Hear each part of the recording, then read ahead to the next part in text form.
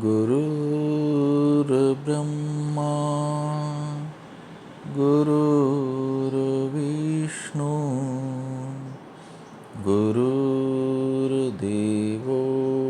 महेश्वर गुरुर्साक्षात्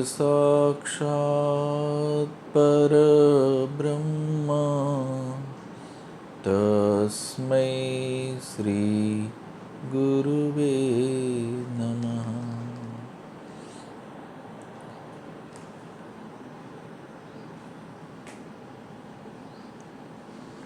जय बाबा स्वामी।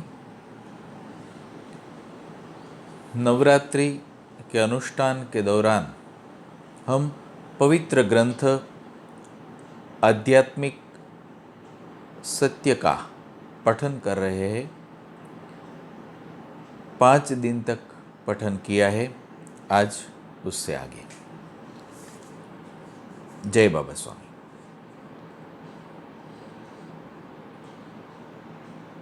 रास्ता मंजिल के पास जाकर समाप्त हो जाता है, क्योंकि रास्ते के जीवन का उद्देश्य समाप्त हो गया। रास्ता मंजिल तक पहुंचा है, इसलिए वह आपको मंजिल तक पहुंचाने का जरिया बन सका है। मेरे कारण आप अपनी मंजिल तक पहुंचे, ऐसा कभी मत समझना। रास्ता तो अपनी जगह पर स्थित था, वह थोड़े आपके घर आपको लेने आया। आपका ही मंजिल पर पहुंचने का समय आ गया था, इसीलिए आप मंजिल पर पहुंचने वाले रास्ते पर स्वयं चलकर आए हो। रास्ता तो बस आपकी प्रतीक्षा कर रहा था। सद्गुरु वह रास्ता है जिससे उच्च आध्यात्मिक स्थिति की मंजिल प्राप्त की जा सकती है, पर सद्गुरु मंजिल नहीं है। इसलिए सद्गुरु के शरीर को ही चिपक कर मत बैठो। सद्गुरु के सानिध्य में रहने वाली सामूहिक चैतन्य शक्ति का उपयोग करो और आगे बढ़ो। सद्गुरु का शरीर माध्यम है परम चैतन्य तक पहुंचने का। सद्गुरु का शरीर परम चैतन्य नहीं है। सद्गुरु भी अपना कार्य हो जाने के बाद अपने शरीर रूपी माध्यम को छोड़ देगा, तो वह खुद छोड़ने वाला है, उसे आपको पकड़ने कैसे देगा। इसीलिए सद्गुरु अपने शरीर को आपसे सदैव दूर रखता है, ताकि आपका चित्त उसके शरीर पर नहीं, उस शरीर के भीतर से बहने वाली चेतना के ऊपर रहे। यही उसके जीवन का उद्देश्य है। सद्गुरु रूपी रास्ता ढूंढने में ही मनुष्य का जीवन चला जाता है। किसी को जल्दी तो किसी को देर से मिलता है, क्योंकि रास्ता मिलना ही जीवन में काफ़ी नहीं होता। रास्ते पर चलना पड़ता है और चलने के लिए समय चाहिए। अगर आपके पास समय ही नहीं हो तो रास्ता स्वयं कुछ नहीं कर सकता।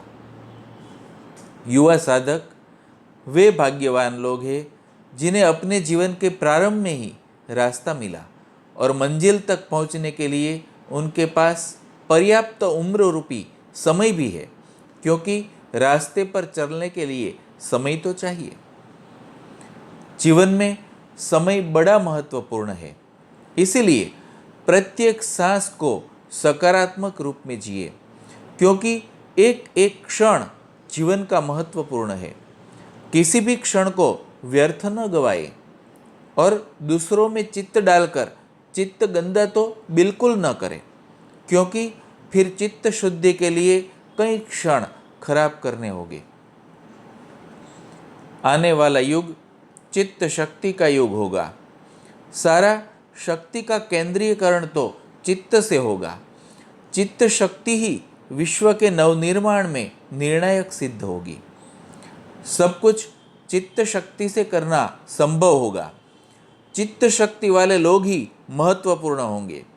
शक्तियों का सारा समीकरण इन्हीं लोगों के इर्द गिर्द होगा। चित्त शक्ति भविष्य में महत्वपूर्ण सिद्ध होगी। एक संतुलित समाज का निर्माण एक संतुलित नियंत्रित चित्त वाला व्यक्ति ही करेगा। चित्त शक्ति की शुरुआत शरीर से होती है। शरीर के पहले 6 साल बड़े महत्वपूर्ण होते हैं। इसी समय बुद्धि विकसित होती है। पहले 1.5 साल में मस्तिष्क विकसित होता है। यह तो मेडिकल साइंस भी जानता है। मेडिकल साइंस यह नहीं जानता गर्भ के 9 माह में इन सब की नींव रखी जाती है। पहले 3 माह में शरीर की संरचना होती है और उस शरीर की स्थिति के अनुसार आत्मा आती है। आत्मा ही शरीर का भविष्य निर्धारित करती है। आत्मा के साथ होती है कुंडलिनी, जिसमें आत्मा के पूर्व जन्मों के कर्मों का इतिहास होता है।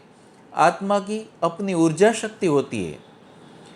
आत्मा का आगमन शरीर के प्रथम 3 माह के शरीर पर निर्भर है और प्रथम 3 माह का निर्धारण माँ बाप के ऊपर निर्भर है। जैसी किस्म के पेड़ होंगे तो फल भी उसी किस्म के आएंगे। इसीलिए माँ बाप का चित्त सदैव सहस्त्रार पर होना चाहिए, सामूहिक शक्ति से जुड़ा होना चाहिए, क्योंकि दोनों की सामूहिक शक्ति से ही तीसरी सामूहिक शक्ति का उदय होगा। इसीलिए समर्पण ध्यान का उद्देश्य समाज को सुधारने के लिए, समाज को जड़ से सुधारने का कार्य करना है। क्योंकि अच्छे पेड़ों के बिना कल्पित फल अच्छे हो सकते हैं, वास्तविक नहीं। अगर वास्तविक अच्छे फल चाहिए तो अच्छे वृक्ष के बिना ये कभी संभव नहीं है। सारी भविष्य की संभावनाएं युवा पीढ़ी के हाथ में है। आने वाली मनुष्य जाति का निर्धारण युवा पीढ़ी ही करेगी। आपने अपने जीवन में कितनी ही संपत्ति जोड़ ली और संतति कुपुत है तो वह आपके द्वारा जोड़ी गई सब संपत्ति का विनाश कर देगी। और जीवन में आपने अच्छी सुपुत संतति जोड़ी है तो वह स्वयं सब भौतिक संपत्ति का निर्माण कर सकती है। इसलिए माँ बाप का असली धन उसकी संतति ही है। इस संतति में ही विश्व का भविष्य छुपा है। विश्व का निर्धारण यही करेगी। आप पर निर्भर है आप इसके लिए कितना अपना योगदान देते हैं। आध्यात्मिक सत्य का नया संदेश, जिसका नाम है आत्म साक्षात्कार एक दूसरा जन्म। तारीख 15 मार्च 2007 गुरुवार। कहा जाता है पक्षी के 2 जन्म होते हैं, एक बार अंडे के रूप में जन्म और दूसरी बार अंडे में से बच्चे के रूप में जन्म। इस प्रकार से पक्षी के 2 बार जन्म होते हैं। पहला अंडे के रूप में जन्म पक्षी की माँ देती है और अंडे में बाहर निकलने के लिए वह स्वयं भी प्रयास करता है, लेकिन एक निश्चित समय सीमा के बाद अंडे में पक्षी के रूप में दूसरा जन्म होता है। मनुष्य भी माँ के पेट से इस शरीर रूपी अंडे के रूप में जन्म लेता है और शरीर रूपी अंडे में ही अपना जीवन समाप्त कर देता है। इस शरीर रूपी अंडे के मायाजाल में फंसकर रह जाता है। अंडे के आवरण से बाहर आत्मा के रूप में जन्म लेने के लिए फिर उसे माँ की आवश्यकता होती है। एक माँ है जो मनुष्य के शरीर को जन्म देती है और सद्गुरु वह दूसरी आत्मा की माँ है जो मनुष्य के शरीर रूपी अंडे को तोड़कर मनुष्य के आत्मा को जन्म देती है। प्रायः देखा गया है मनुष्य शरीर रूपी अंडे में ही जन्म लेता है और उस मोह माया के अंडे को ही शरीर समझता है और उससे बाहर निकलने का प्रयास ही नहीं करता है और सारा जीवन शरीर के मोहपाश में ही समाप्त कर देता है। लेकिन जब यह शरीर छूट जाता है तो शरीर का मोहपाश समाप्त हो जाता है। तब उसे पता चलता है कि आत्मा का जन्म तो हुआ ही नहीं, लेकिन तब तक बहुत देर हो चुकी होती है। फिर वह दूसरा जन्म लेता है कि इस बार मैं अंडे को पकड़कर नहीं रखूंगा और आत्मा के रूप में संपूर्ण जन्म प्राप्त करूंगा, और फिर वही गलती दोहराता है और अगला जन्म लेता है और यह चक्र चलते ही रहता है। आत्मा के रूप में संपूर्ण जन्म लेने की शुद्ध इच्छा मनुष्य को दूसरा जन्म लेने का कारण बनती है। प्रत्येक जन्म के साथ यह इच्छा बलवान होती जाती है और शरीर का बोध धीरे धीरे कम होता है। पहले बाहरी आवरण बदलते रहते हैं। पहले मनुष्य जन्म की इच्छा तीव्र होने पर मनुष्य जन्म प्राप्त होता है, क्योंकि इसी योनि में आत्म उत्क्रांति संभव है। मनुष्य का जन्म दरिद्री, गरीब, मध्यम वर्गीय, अमीर ऐसे भौतिक क्रांति में से गुजरता है। जीवन में अमीर होने के बाद भी सुखी नहीं होता तो मोहभंग होता है और फिर शरीर सुख में आत्म सुख की ओर प्रेरित होता है। शरीर के सुखों से क्षण भर का सुख मिल सकता है, शाश्वत सुख नहीं। जब शरीर को इसका अनुभव होता है तभी वह आत्म सुख की इच्छा करता है। आत्म सुख की तीव्र इच्छा उसे आत्म सुख की ओर लेकर जाती है। मनुष्य जन्म आत्मा का आखिरी जन्म है, क्योंकि आत्मा बार बार इसी मनुष्य योनि में ही जन्म लेती है, क्योंकि योनि के बाद कोई योनि ही नहीं है। मनुष्य योनि आखिरी योनि है। मनुष्य को बार बार इसी योनि में जन्म लेना पड़ता है और प्रत्येक जन्म में अपनी उत्क्रांति की इच्छा करनी पड़ती है। अंत में मनुष्य योनि से भी मनुष्य की उत्क्रांति हो जाती है। यह आत्मा की उत्क्रांति की प्रक्रिया भी प्राकृतिक चक्र के अंतर्गत होती रहती है, यानी मनुष्य के जन्म के समय ही इस जन्म में क्या होने वाला है वह निश्चित हो जाता है। सवाल अब यह आता है, जब सब विधि लिखित ही है तो हम प्रयत्न ही क्यों करें? वास्तव में ऐसा नहीं है। अच्छी सामूहिकता के कारण खराब प्रभाव का असर हमारे ऊपर नहीं पड़ता है, असर भी बढ़ जाता है। इस मनुष्य योनि में सामूहिकता का बड़ा महत्व है, क्योंकि सामूहिकता की उत्क्रांति ही आधारशिला है, ऐसा कहा जा सकता है। मनुष्य को यह सामूहिकता का सानिध्य मिल जाए तो समय के अंतराल को कम किया जा सकता है और सामूहिकता के प्रभाव के कारण उत्क्रांति संभव है। मनुष्य के शरीर का जन्म ही आत्मा के जन्म के लिए होता है, लेकिन इन दो जन्मों के बीच कई जन्मों का अंतराल होता है, क्योंकि शरीर के कई जन्मों के बाद आत्मा का जन्म होता है। मनुष्य का जन्म वह रास्ता है जो आत्मा के जन्म तक पहुंचता है। जब तक आत्मा के जन्म की स्थिति नहीं बनती है, आत्मा का जन्म नहीं होता है।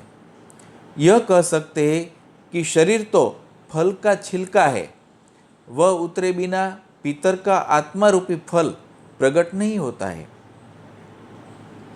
शरीर को जन्म देने वाली माँ होती है, ठीक इसी प्रकार से आत्मा को जन्म देने वाली माँ नहीं मिलती, आत्मा का जन्म नहीं होता है।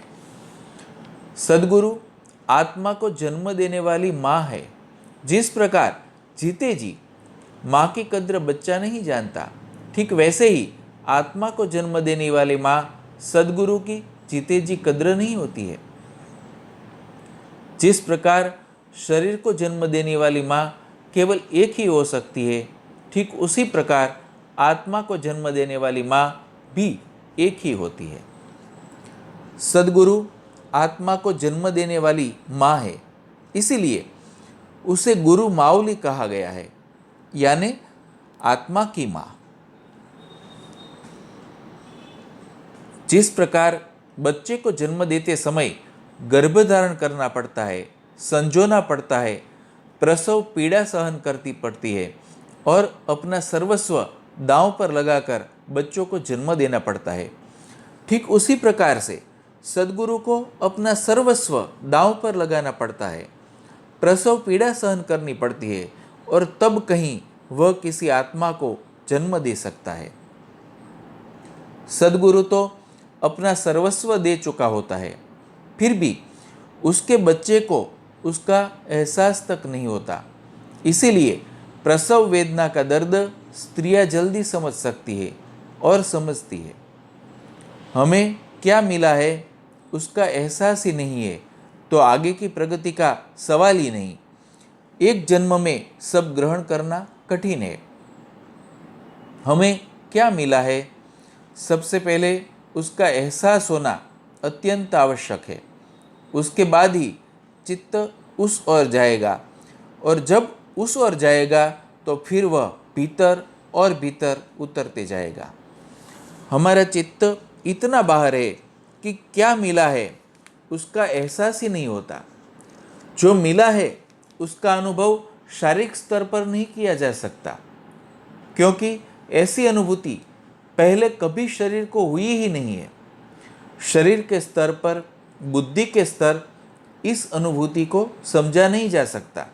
उसे सिर्फ आत्मिक स्तर पर अनुभव किया जा सकता है। जब हम अपने प्रत्येक जन्म में आत्मा के जन्म की इच्छा करते हैं और जब यह इच्छा बलवान हो जाती है, तब हमारे जीवन में किसी सद्गुरु का आगमन होता है। सद्गुरु समुद्र के समान होता है।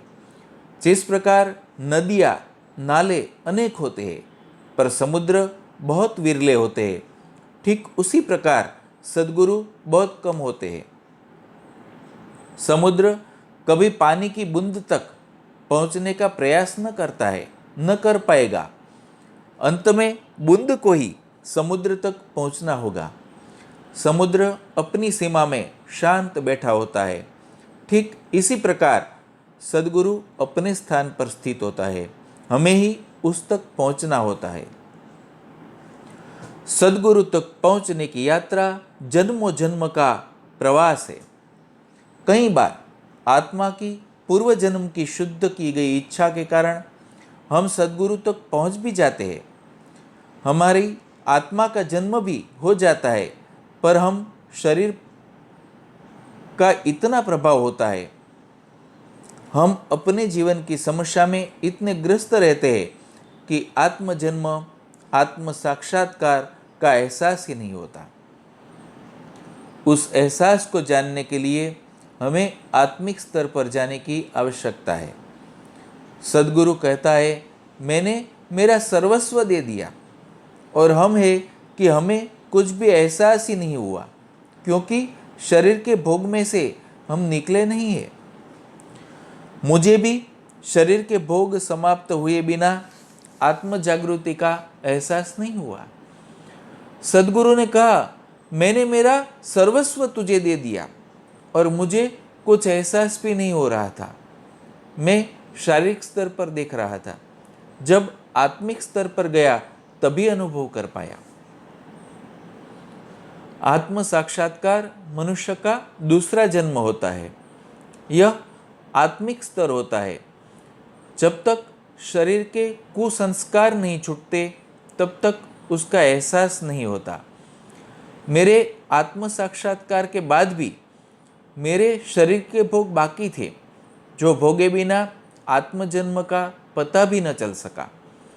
शरीर के सब भोग भोगे और बाद में पता चला मेरी मंजिल कोई और है। जब यह जाना तभी एहसास की ओर ध्यान गया, और यह भी तब जाना जब गुरुदेव के सानिध्य में सामूहिक शक्ति का सानिध्य मिला। गुरुदेव का सानिध्य एक विशाल समुद्र के समान होता है, जहाँ बूंद कहाँ समा गई पता भी नहीं चलता। फिर बूंद का मैं समाप्त हो जाता है और बूंद का अस्तित्व समाप्त होकर बूंद सागर बन जाती है। बूंद को ही सागर बनना होगा। सागर कभी बूंद नहीं बन सकता है। बुंद का ही पूर्ण समर्पण उसके मैं के अस्तित्व को समाप्त कर उसे एक विशाल स्वरूप प्रदान करता है। बुंद को सागर बनने से सागर नहीं रोकता है। वह तो बेचारा अपने स्थान पर स्थित रहकर प्रतीक्षारत है कि कब बूंद सागर बने, पर वह कर कुछ नहीं सकता है। बूंद को बूंद से सागर बनने में बूंद का ही मैं रोकता है, क्योंकि बूंद का अस्तित्व है, इसलिए मैं का अस्तित्व है। वह सागर बन गई तो मैं का अस्तित्व ही समाप्त हो जाएगा। यह घटना तो मैं के जीवन मरण का प्रश्न होता है और वही बूंद को सागर बनने से रोकता है। मैं का अहंकार शरीर निर्मित है। वह सामूहिकता के समुद्र में जाए बिना समाप्त नहीं हो सकता है। आपको अगर तैरना सीखना है और आपने जमीन पर लेटकर कितना भी हाथ पैर मारने का अभ्यास किया, कितनी भी कैसे तैरना चाहिए कि पुस्तकें पढ़ी, तो कभी तैरना नहीं आएगा। तैरने के लिए पानी में उतरना ही होगा। ठीक इसी प्रकार आप अहंकार दूर कैसे करें कि कितनी ही पुस्तकें पढ़ लो, वे और अहंकार को बढ़ाएगी। अहंकार रूपी मैं को समाप्त करने का एक ही मार्ग है। सद्गुरु रूपी समुद्र में अपने अस्तित्व को समर्पित कर दो। तैरना खुद ब खुद आ जाएगा। जब समुद्र आपकी राह देख रहा है, जब वह चाहता है आप आए, तो आपको डुबाएगा कौन? कोई भी तो नहीं। यह डूबने का डर आपका नहीं, आपके अहंकार का है। वही आपको डूबने का डर दिखा रहा है, क्योंकि आप समुद्र में कूदे तो डूबना अहंकार को होगा। मनुष्य के आत्म साक्षात्कार के बाद का जीवन बूंद का नहीं, सागर का जीवन होता है। जीवन में बदलाव सामूहिक ध्यान से आने लगते हैं, क्योंकि मैं की समाप्ति के लिए सामूहिक ध्यान एकमात्र उपाय है। जिस प्रकार एक अंडे के ऊपर दाग हो तो आवश्यक नहीं कि बच्चे के ऊपर दाग रहेगा। आत्म साक्षात्कार के पहले कोई गलती करता है तो क्षमा किया जा सकता है, क्योंकि जो भी गलती हुई वह अनजाने में हुई, अज्ञानतावश हुई। आत्मज्ञान प्राप्ति के बाद अगर गलती कोई करता है तो जानबूझकर ही की गई गलती मानी जानी चाहिए। आत्मज्ञान प्राप्ति के बाद कई साधकों को ऐसा भी अनुभव आया है कि जीवन में अचानक समस्या खड़ी हो गई, मुसीबतों का पहाड़ टूट पड़ा। ऐसा इसलिए होता है कि पूर्व जन्म के कर्म तो भोगने ही होंगे, तो पहले खराब कर्म नष्ट होते हैं, बाद में तो कष्ट है ही नहीं जीवन में। इस कारण भी यह होता है। कई बार मनुष्य का मैं का अहंकार तोड़ने के लिए भी मुसीबतें आती है। मनुष्य का मैं का अहंकार टूटे और वह परमात्मा के ज़्यादा करीब चला जाए। मैं का भाव जैसे जैसे समाप्त होता है, वैसे परमात्मा के प्रति भाव जागने लगता है। ऐसे जीवन की कठिनाइयों में जीवन के प्रत्येक संकट का हिम्मत के साथ सामना करना चाहिए। प्रत्येक संकट को सीढ़ी बनाकर प्रभु के पास पहुंचना चाहिए। प्रत्येक समस्या को प्रभु की कृपा समझकर ग्रहण करो। अस्वीकार मत करो। समस्या से डरो मत। समस्या के कारण भयभीत मत हो। समस्या के प्रति आक्रोश मत करो। अपने जीवन में आई समस्या के लिए किसी को भी दोषी मत मानो। तुम्हारे जीवन में आई समस्या के लिए बस तुम ही जिम्मेदार हो और कोई नहीं। इस बात को जितने जल्दी स्वीकार करोगे, इतना ही संकट का हल जल्दी निकलेगा। बस स्वीकार कर लो। पर मैं रूपी अहंकार स्वीकार करने नहीं देता। कहेगा, वाह, ऐसे कैसे स्वीकार करें। वास्तव में स्वीकार करने के अलावा जीवन में कोई रास्ता नहीं है। स्वीकार जितने जल्दी करोगे उतने ही जल्दी आत्म शांति को प्राप्त करोगे। जीवन में सुख मिला, प्रभु तेरी कृपा से मिला है, स्वीकार है। जीवन में दुख मिला, वह स्वीकार है, प्रभु तेरी जैसी इच्छा, तेरी इच्छा के आगे किसी की कभी कोई चली है, मुझे वह भी स्वीकार है। स्वीकार करो और शांत रहो। सुख और दुख एक ही सिक्के के दो पहलू है। जो सुख का अनुभव कर सकता है वह दुख का भी अनुभव कर सकता है। समर्पण ध्यान सुख और दुख से ऊपर की स्थिति है, इसमें दोनों स्वीकार है।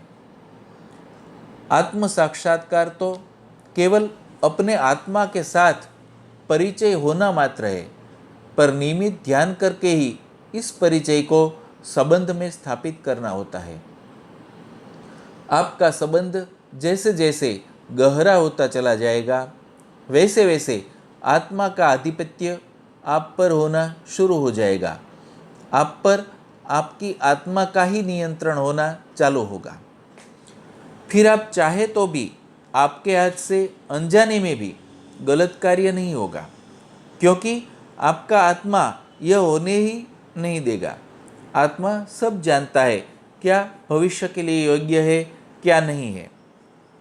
आप ही आपके गुरु हो जाएंगे। आपको सारा ज्ञान आपके भीतर से ही मिलना प्रारंभ हो जाएगा।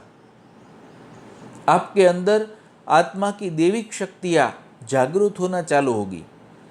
फिर आप सोच भी नहीं सकते ऐसे कार्य आपके द्वारा संपन्न होना चालू होंगे, क्योंकि तब तक आप केवल शक्ति के माध्यम बन चुके होंगे। आत्म साक्षात्कार वास्तव में दूसरा जन्म है। दूसरा जन्म होने के बाद जिस प्रकार मनुष्य अपने पहले जन्म की बातें भूल जाता है, इसमें ठीक इसी प्रकार से होता है। आत्मा के जन्म के बाद आत्मा के नए रिश्ते बनने लगते हैं, नए संबंध स्थापित होते हैं, नई सामूहिकता मिलनी प्रारंभ होती है। एक आत्मा की अनुभूति की नई दुनिया बनने लगती है। इसे नए संसार में सब कुछ नया प्रतीत होता है। भूतकाल की यादें समाप्त होने लगती है, पिछला कुछ भी याद नहीं आता है।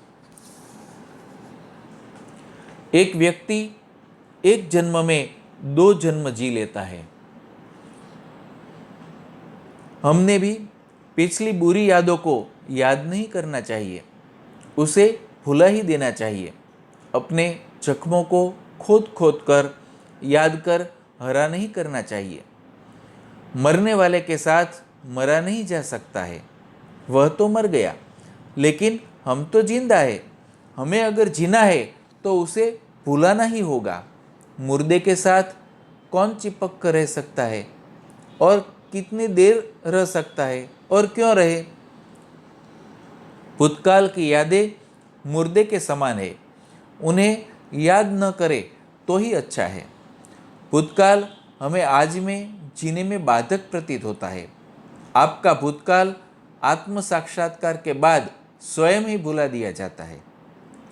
भूतकाल एक बाधा के समान है, जितना भुलाने का प्रयत्न करोगे उतना ही वह जख्म और कुरेदा जाएगा। इससे अच्छा है उस जख्म से ध्यान हटा दो, जख्म समय के साथ भर जाएगा। आत्म साक्षात्कार जीवन का मैनेजमेंट करता है। जो योग्य है वही होने देता है, जिसे आवश्यक नहीं समझता नहीं होने देता है। आत्म साक्षात्कार का प्रभाव उस पर निर्भर है, आपको उसका कितना एहसास है, आप उसे कितनी गंभीरता से ले रहे हैं, आप कितनी सामूहिकता के साथ जुड़े हैं। आज का पठन श्री गुरु चरणों में समर्पित करते हैं। जय बाबा स्वामी।